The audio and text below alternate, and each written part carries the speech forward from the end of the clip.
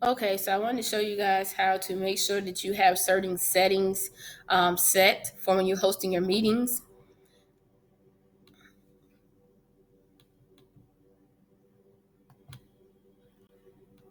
All right, so right here, you can select participant video, start meeting with participant video on if you would like. However, you can turn it off. Right here, I leave mine on because most of my meetings are with adults, but as the classroom teacher, you may want to turn that off so that it can be a less distraction for your students. Now, scrolling down to this part here, mute participants upon entry. You should want to have that clicked um, so that way participants are not making noises when they come in. Another important feature would be the chat. Allow meeting participants to send messages visible to all participants. You want to make sure that it's unchecked. If it's checked, that means they can send messages so that everyone can see. Okay, you only really want them to send a message to you. Private chat. Allow meeting participants to send a private message one-on-one to another participant. I will also leave that unchecked as well. You don't want them to take and send chats to other individuals. Auto-saving chats will not be done unless these two are turned on. You can play a sound for when participants join and also when participants leave, heard by only you, the host. All right, show Zoom window during screen share. This is for you. Screen sharing, allow hosts and participants to share their screen or content during a meeting. You don't necessarily want them to do that because they can take and share their screen and then show something inappropriate. However, when it says show Zoom window during screen share, you want to make sure that's clicked because if not, you may not be allowed to share your screen. Okay, disable desktop screen share for some reason. Maybe perhaps you will allow them to share their screen, but you can limit it to certain desktop features. Okay.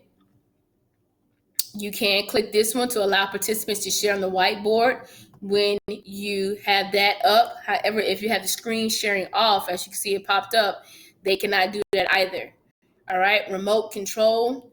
Say, for example, if you want your co-teacher to work with you, that's something that you can turn on. However, if you turn on the remote control, you will not have breakout rooms. I believe it's further down this way. But this is an option that you also want to make sure that is clicked. We'll go to this one first. Allow remove participants to rejoin. So if you have to remove someone, you do not want them to take and be able to rejoin. So if you click that, that means they can rejoin themselves. Allow participants to rename themselves. You don't want to click that either. You want to make sure that they're not renaming themselves. Breakout room, which is right here. If you want to do breakout rooms, it's here. If not, then you can do the remote support. Okay, so now let's just go to a Zoom session that I have up. And in my Zoom session, I did add myself. What is important is this Manage Participants tab. Okay, so this Manage Participants tab is important regarding to controlling how your students interact with each other as well as interact with you. Okay, so if I click on this, now it shows me all of my participants and I can do more. I can do more with them right here. I click on more. It gives me the option to chat with them, ask to start a video. I can make them the host if I like. So then they can actually take and share the screen. There'll be other features that allow you to do that. Assign type closed caption, and maybe special needs. You may have your co-teacher in there that way you want to type closed caption. Put on hold. So I could put this individual on hold and they can be placed out of the meeting temporarily. So I'll do that now to show you how it works. Okay, so they hold, they cannot see the meeting, neither can I, and neither can anyone else. So I could then take them off of hold. Okay, I have to wait for that person to come back in. As you can see, I heard them more. Now, if I want to remove them all together, I would click this and they will be out of my meeting. Okay. Now, these nonverbal cues, also in the setting, I don't think I covered that previously, but you want to make sure that nonverbal setting is on these nonverbal cues, because then they could you can give them cues, but also on the student side, they can give you signals as well. As far as the hand raise, you don't see the hand raise down here in your options, but you will see it over there. So say, for example, if I see the student's hand is raised, then if I want to, actually, let's go here first. If I want to mute all of my participants and ask me, all and new participants will be muted, allow participants to unmute themselves. I want to uncheck that. Yes. Okay. So now I see that their hand is raised. If I want to allow them to talk, then the option should pop up. Hold on once. Well, I have to put their hand down first. Now,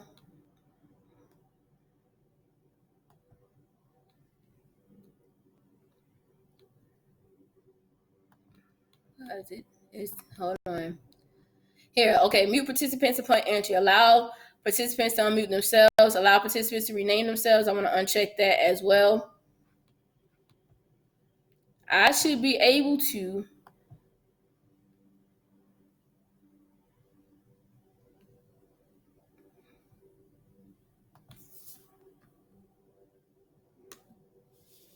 hold on. That person never did join audio.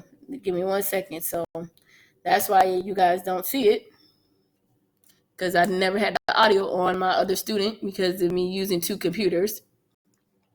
Okay, so now you see the mic. Okay, so right here you see the icon that says unmute. I can unmute them because I saw the hand raised, and now they can talk. As you can see the echo from my computers. I go back, and I can put them back on mute again.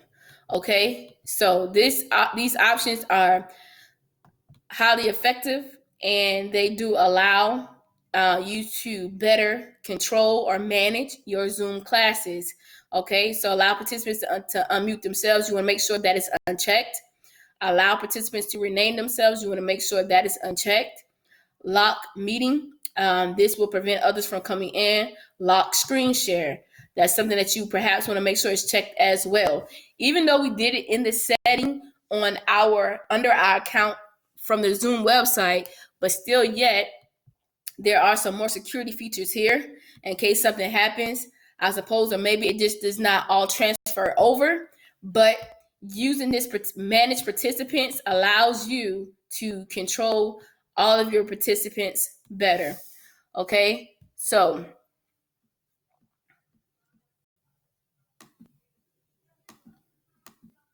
if you have any other questions or concerns, please feel free to contact me.